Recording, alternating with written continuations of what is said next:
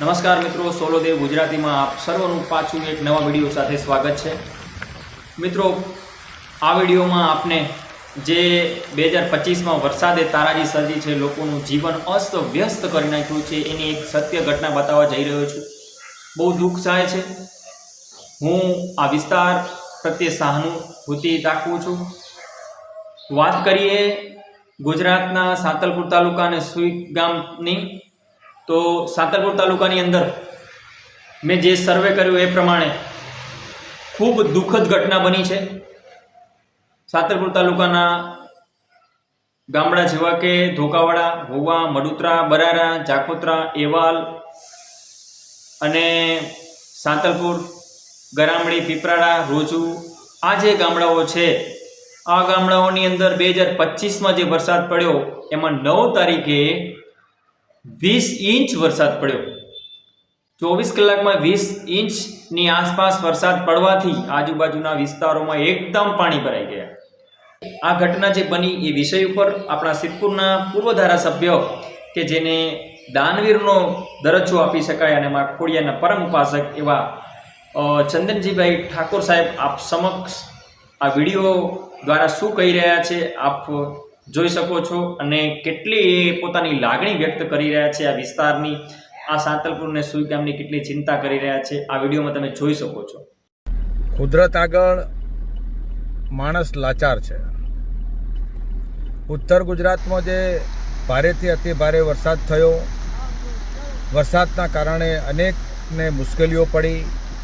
એમાં ખાસ કરીને મારો પાટણ જિલ્લામાં સાંતલપુર,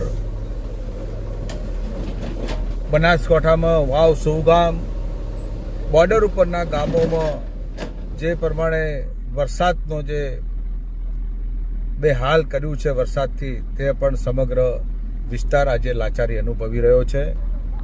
મધોતરા ગામ હોય, વહુવા ગામ હોય, ધોકાવાડા ગામ હોય કે અનેક ગામોનું જે નુકસાની જે થઈ છે એ પાર નુકસાની થઈ છે।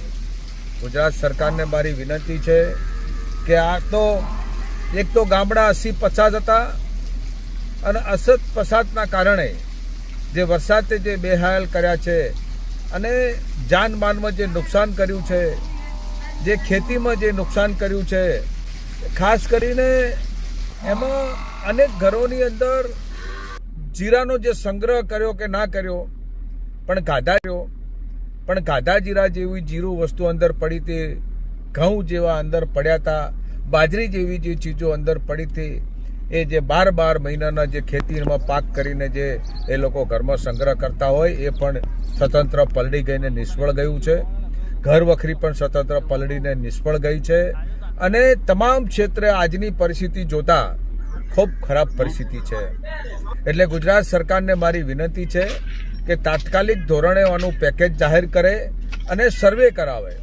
પેકેજમાં દાખલા તરીકે તમે આજે લોલીપોપ ના આપતા એવી મારી વિનંતી છે, કારણ કે જે પ્રમાણે વરસાદની જે પરિસ્થિતિ ગંભીર બની છે એ ગંભીર પરિસ્થિતિનો સામનો કરવા માટે આજે મારો ગરીબ પરિવાર આજે સામનો કરી રહ્યો છે અને સરકાર જો આવા પરિસ્થિતિમાં જો સમજીને સારું પેકેજ જાહેર કરે અને આ વિસ્તારને જે બેઠું કરવા માટેનો જો પ્રયાસ કરે તો મને લાગે છે સરકારે સાર્થક ભર્યું કામ કર્યું કહેવાય અને જે પ્રમાણે પરિસ્થિતિ વીક છે એ પ્રમાણે આગળ વધવું જોઈએ। મારી સરકાર જોડે સ્પષ્ટ માંગણી છે। બીજી પણ મારી એક માંગણી છે કે સાંતલપુરની બાજુના ગામમાં એક રણમલપુરાની અંદર છોકરાઓ ખેતરે જઈ રહ્યા હતા અને એ છોકરાઓનું મૃત્યુ થયેલું છે। એમાંથી 3 નદીમાં તણાયેલા, એમાં 2 જીવિત રહી ગયા અને એક દીકરાનું જે મૃત્યુ થયું હતું એમને પણ સારી રીતે સરકાર સારું એવું વળતર આપે તો એમનો પણ એક દીકરો ખોવાયો છે। આ વિસ્તારની અંદર વરસાદે ચોરાડના, સાંતલપુર જેવા તાલુકાના જે ગામડાઓમાં નુકસાન કર્યું છે, આપ જોઈ શકો છો ભયંકર નુકસાન થયું છે। લોકો બેહાલ થઈ ગયા છે, ગામડા આખા પાણીમાં ડૂબી ગયા છે, આપ જોઈ શકો છો। અને આ વિસ્તારને પૂરતું વળતર મળે અને જે લોકો સર્વેની ટીમ હોય કે જે તે અધિકારીઓ હોય, ગામના જે અધિકારીઓ હોય, સરકારને પણ નમ્ર વિનંતી છે કે આની અંદર સ્પષ્ટપણે સર્વે થવું જોઈએ અને જે જરૂરતમંદ લોકો છે જેમનું નુકસાન થયું છે એમને વળતર આપવું જોઈએ. આ જોઈ શકો છો જે દિવાલ જોતા હતા એ દિવાલ હાઈસ્કૂલની હતી, નામો નિશાન મીટી ગયું છે. આ વહુવાના દ્રશ્ય છે, તમે જોઈ શકો છો. દરેક ગામડાઓમાં ચોરાડમાં આ નુકસાન થયું છે. મારી સરકારને નમ્ર વિનંતી છે. આ જોઈ શકો છો ભચાભાઈ જીવાભાઈ આહિર વહુવાના છે, એમનો જીરાનો પાક, જીરાની જે બોરીઓ ભરેલી હતી એમાં 100 મણ જીરું હતું, એ 100 મણ જીરું પાણીમાં પલળી ગયું છે. આ એમના ઘરની અંદર પાણી ઘૂસેલું, આ છોકરાઓ પાણી બહાર કાઢે છે. આવા દ્રશ્યો સર્જાયેલા છે. આ ઘરનું 100 મણ જેવું જીરું પાણીમાં પલળી ગયું છે. આવા દ્રશ્યો ઊભા થયા છે. છતાંય જુઓ મોઢા ઉપર હસી છે. લોકો મજબૂર છે, શું કરે? તો એટલા માટે તંત્રને નમ્ર વિનંતી છે કે ચોક્કસ નિષ્પક્ષ ભાવે સર્વે થાય અને લોકોને વળતર આપે. અને પાક પણ 100% આ ચોરાડ વિસ્તારનો સાંતલપુર તાલુકાનો નિષ્ફળ ગયો છે. તો પાકનું પણ 100% આપ જોઈ શકો છો જીરું પડ્યું છે. પાકનું પણ 100% વળતર મળે એવી આશા સાથે આ સરકારને મારી 2 હાથ જોડીને નમ્ર વિનંતી. આ જોઈ શકો છો ગામડાઓ કેવા પાણીમાં ડૂબી ગયા છે. લોકો પોતાનો જીવ માંડ બચાવી શક્યા છે. માલ ઢોરને પણ ખૂબ સારા પ્રમાણમાં, બહુ પ્રમાણમાં નુકસાન થયું છે. આપ જોઈ શકો છો કંડલા હાઈવે છે એ પણ તોડવામાં આવ્યો હતો કારણ કે પાણી ભરાઈ ગયું હતું.